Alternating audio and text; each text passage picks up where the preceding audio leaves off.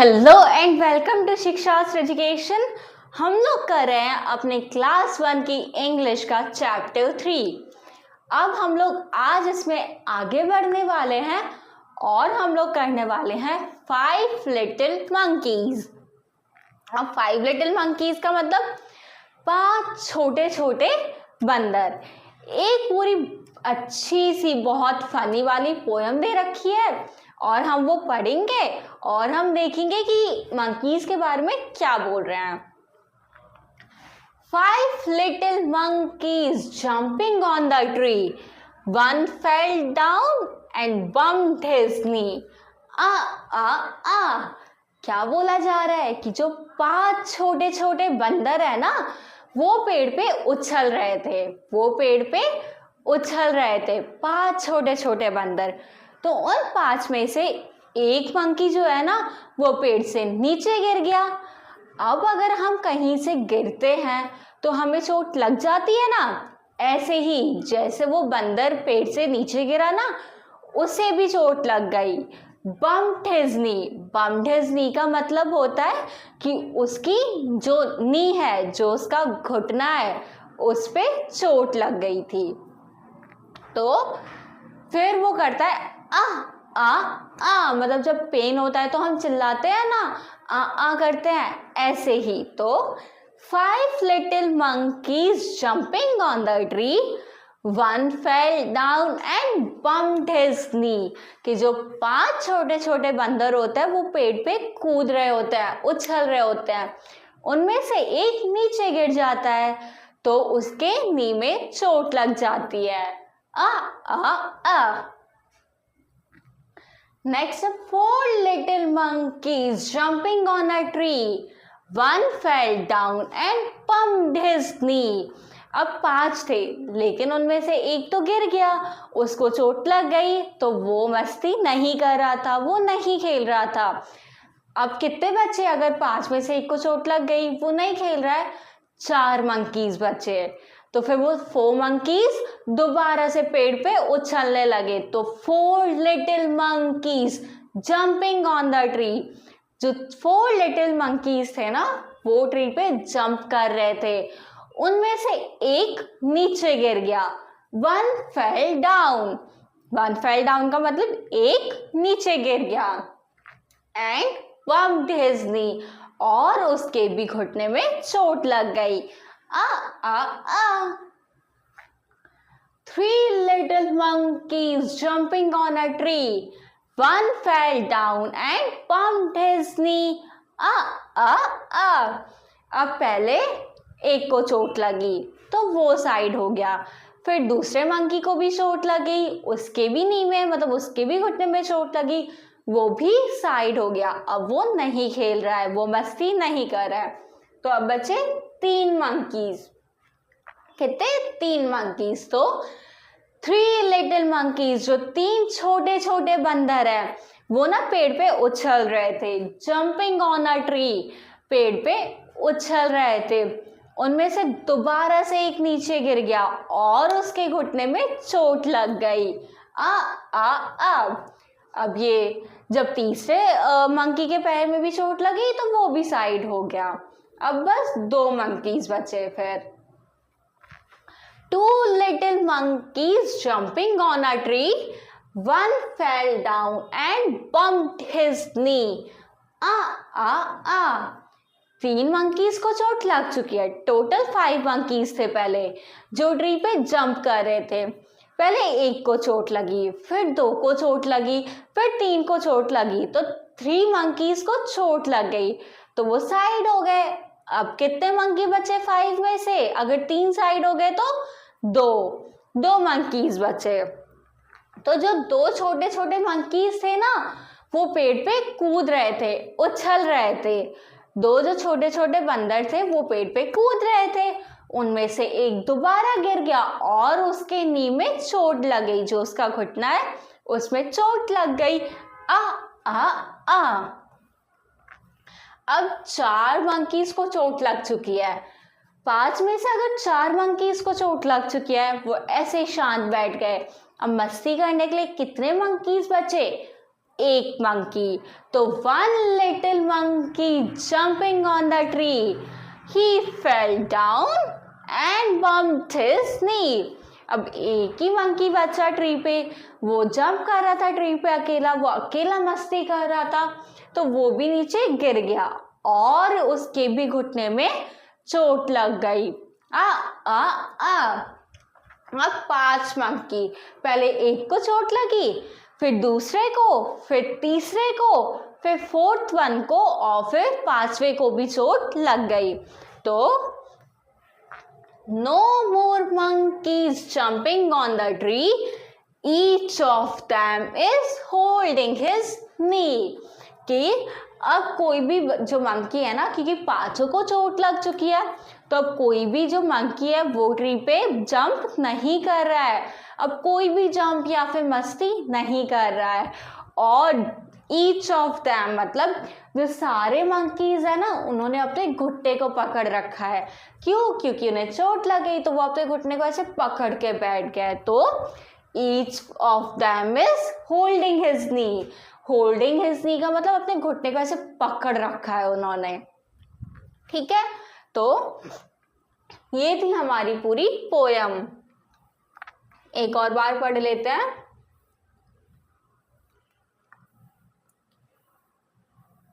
यहाँ पे 5 मंकीज होते हैं जो कि मस्ती कर रहे होते हैं।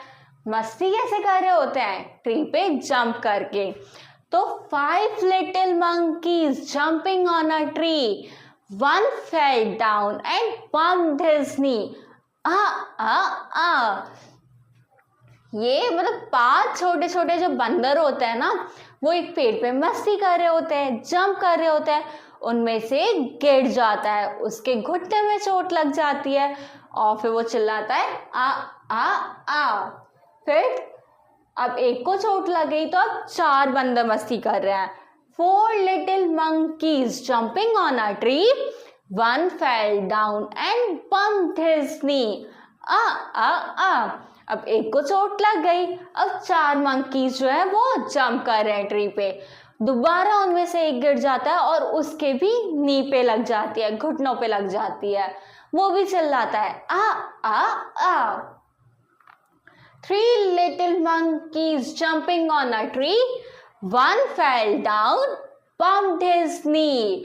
फिर क्या होता है कि 2 को चोट लगी है, अब 3 बंदर मस्ती कर रहे हैं पेड़ पे, 3 बंदर जंप कर रहे हैं पेड़ पे, उनमें से दोबारा एक गिर जाता है और उसके घुटने में चोट लग जाती है, फिर वो भी चिल्लाता है आ आ आ। अब 3 को चोट लग चुकी है, तो अब बचे 2 मंकीज। तो 2 little monkeys jumping on the tree, one fell down and bumped his knee। अब 3 बंदरों को चोट लग चुकी है, 3 मंकीज को चोट लग चुकी है, वो शांति से बैठ गए। बच्चे तो वो जो 2 मंकीज हैं वो दोबारा से मस्ती करने लगे, पेड़ पे जंप करने लगे, उनमें से एक फिर से गिर गया, उसको भी चोट लग गई, फिर वो भी चिल्लाता है आ आ आ। अब 4 मंकी को चोट लग गई है, तो अब एक लास्ट मंकी बचा है, अब वो अकेला ही पेड़ पे मस्ती कर रहा है। 1 little monkey jumping on the tree, one fell down and bumped his knee। के एक जो बंदर है वो पेड़ पे मस्ती कर रहा है, जंप कर रहा है, वो नीचे गिर गया और उसके घुटने में चोट लग गई, फिर वो भी चिल्लाता है लास्ट में आ आ आ। तो now no more monkeys jumping on a tree, each of them is holding his knee। कि अब ना कोई भी बंदर जो है पेड़ पे जंप नहीं कर रहा है, कोई भी मस्ती नहीं कर रहा है, अब सारे के सारे ना अपना नी पकड़ के बैठ गए, अपना घुटना पकड़ के बैठ गए हैं। ये थी हमारी पूरी पोयम। अब यहाँ पे साइड वर्ड्स दे रखे हैं हमें, ईच, इज, एंड। ईच का मतलब क्या होता है? सब, सारे। ईच का मतलब क्या होता है? सारे। ईच वन ऑफ दैम यानी कि सारे के सारे। ठीक है। इसका मतलब होता है। इसका मतलब क्या होता है? और एंड का मतलब होता है और। एंड का मतलब होता है और ये जो साइड वर्ड्स है ना, ये बहुत कॉमनली यूज किए जाते हैं इंग्लिश में, इसलिए इन्हें साइड वर्ड्स कहते हैं। अब न्यू वर्ड्स देख लेते हैं। वन, वन का मतलब होता है एक, वन का मतलब होता है एक। टू का मतलब होता है दो, थ्री का मतलब होता है तीन, फोर का मतलब होता है चार और फाइव का मतलब होता है पांच।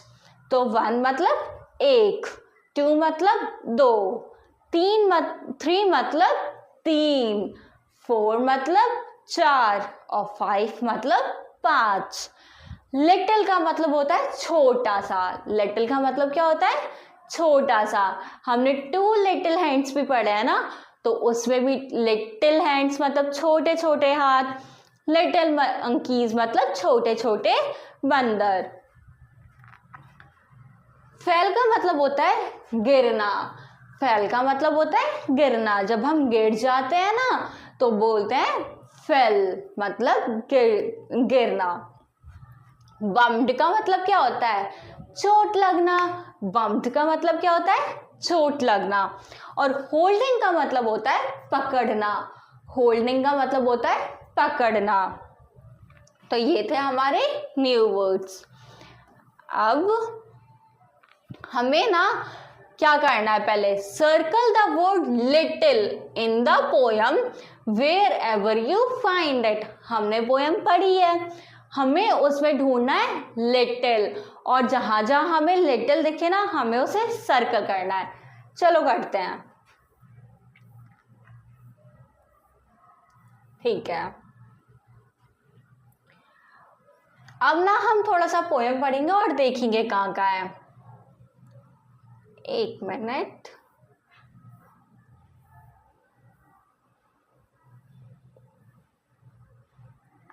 हाँ, 5 little monkeys,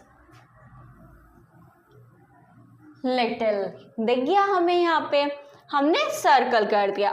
5 little monkeys jumping on a tree, one fell down and bumped his knee. एक लिटिल हमें मिल चुका है। 4 लिटिल मंकीज, एक और हमें मिल चुका है। कहाँ पे? ये रहा, तो हमने सर्कल कर दिया। 4 little monkeys jumping on a tree, one fell down and bumped his knee. तो 2 लिटिल हमें मिल चुके हैं। 3 little monkeys jumping on a tree, एक और मिल गया हमें, ये रहा। 3 little monkeys jumping on a tree, one fell down and bumped his knee. तो एक और लिटिल मिल चुका है। 2 little monkeys jumping on a tree, one fell down and bumped his knee. तो इसमें लिटिल कहाँ पे है? 2 लिटिल। लास्ट में है 1 little monkey jumping on a tree, one fell down and bumped his knee. तो एक और लिटिल ये रहा। अब पूरे पोएम में हमें 5 लिटिल मिल चुके हैं। आगे देखते हैं आगे हैं या फिर नहीं है। Now no more monkeys jumping on a tree, each of them is holding his knee. तो इसमें कोई भी लिटिल हमें नहीं दिख रहा है। तो हमें जितने भी लिटिल दिखे थे पोएम में हमने सर्कल कर चुके हैं। Notice the rhyming words. 5 alive, tree, knee. In the 2 songs you have read. अब देखो हमने 2 सॉन्ग मतलब 2 पोएम्स पढ़ी थी। एक तो वो फिश वाली जिसमें वो बोलती है 1 2 3 4 5 I catch a fish alive। तो 5 और alive जो थे वो राइमिंग वर्ड्स है, वो एक जैसे साउंड कर रहे हैं। ऐसे ही ट्री और नी जो है वो भी राइमिंग वर्ड्स है, एक जैसा साउंड कर रहे हैं।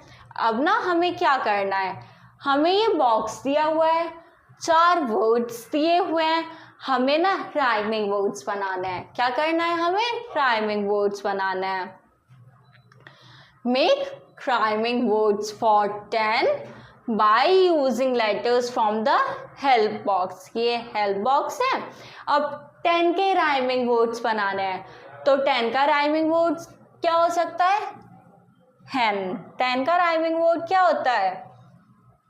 hen. hen. 10 का rhyming word क्या होता है? hen. hen. pen. pen. 10 hen. 10 pen. 10 men. 10 den. तो ये सारे ना 10 के राइमिंग वर्ड्स थे. क्या क्या? 10 hen. 10 pen. 10 man. 10 den. तो ये जितने भी है ना ये 10 के राइमिंग वर्ड्स हैं. hen, pen, man, den. ये 10 के राइमिंग वर्ड्स हैं. ठीक है. तो हमने जो बॉक्स में हमें लेटर्स दिए थे हमने उनकी हेल्प से राइमिंग वर्ड्स बना चुके हैं. अब हम आगे चलते हैं. अब हमें बोला गया है do you know any other number rhyme. क्या आपको और भी नंबर के राइम पता है? आस्क योर पेरेंट्स और एल्डर्स एट होम. अपने बड़ों को पूछो घर पे. It could be any language. और वो किसी भी लैंग्वेज में हो सकता है. और फिर उसे क्लास में शेयर करना. देखो राइमिंग बहुत सारे हैं. जैसे कि क्या है? Book, cook. ये राइम है. और क्या क्या हो सकता है? एक ये राइम हो गया. एक हो गया सून, मून. एक हो गया हाउस, HOUSE हाउस. एक हो गया माउस. एक हाउस एंड माउस. और क्या हो सकता है? Run, fun. तो ऐसे ना बहुत सारे राइमिंग वर्ड्स हमें मिल जाते हैं और हमें पता होते हैं. राइमिंग वर्ड्स जो एक जैसे साउंड करते हैं है ना. तो ये कुछ राइमिंग वर्ड्स थे जो हमें पता है. बहुत सारे हैं लेकिन अभी मैंने 4 ही लिखे हैं. एक और कर लेते हैं. रन, फन हो गया. एक और कौन सा करते हैं? Book, cook, soon, moon, house, mouse, run, fun, car, star. तो ये सारे rhyming words 5 rhyming words extra हमने देख चुके हैं. तो ये सारे राइमिंग वर्ड्स बहुत सारे होते हैं जो कि हम लोग पढ़ सकते हैं, हम कर सकते हैं. हमें पता है कि हाँ ये सारे राइमिंग वर्ड्स हैं. आगे चलते हैं. अब हमें मैचिंग करनी है. यहाँ पे हमें एनिमल्स की इमेजेस दे रखी है और यहाँ पे हमें एनिमल्स का नाम दे रखा है. अब हमें ना एनिमल्स के नेम को उनकी पिक्चर के साथ मैच करना है. सबसे पहले है लॉयन. सबसे पहले क्या है? लॉयन. ये दिख रहा है हमें ऐसे दहाड़ रहा है तो ये हमने मैच कर दिया. नेक्स्ट है मंकी. मंकी ये दिख रहा, ये रहा मंकी. हम मैच कर देंगे मंकी से. फिश. फिश कहाँ दिख रही है हमें? दिख रही है ना सबसे ऊपर ही. क्या दिख रही है हमें? फिश सबसे ऊपर ही दिख रही है. मैच कर देंगे. एलिफेंट. एलिफेंट कहाँ दिख रहा है हमें? स्टार्टिंग से देखेंगे ये एकदम एंड वाला एलिफेंट दिख रहा है हमें, है ना, एकदम एंड में मैच कर देंगे। फ्रॉग, फ्रॉग कहाँ दिख रहा है हमें? सेकंड नंबर पे दिख रहा है फिश के बाद, मैच कर देंगे। लास्ट है rabbit, last one is rabbit, और वो हमें कहाँ दिख रहा है? ऐसे फुदकता हुआ भाग रहा है ना, तो मैच कर देंगे। तो लायन ये रहा, मंकी ये रहा, फिश ये रही, एलिफेंट ये मैच कर दिया हमने, फ्रॉग ये रहा एंड रैबिट ये रहा। तो ये थी पूरी मैचिंग और ये भी हमने कर चुकी है। तो ये चैप्टर बस इतना ही है। नेक्स्ट चैप्टर के लिए बने रहे शिक्षाशास्त्र एजुकेशन के साथ। चैनल को सब्सक्राइब करें, वीडियो को लाइक करें और अपने दोस्तों के साथ शेयर करें। मिलते हैं अगले चैप्टर में।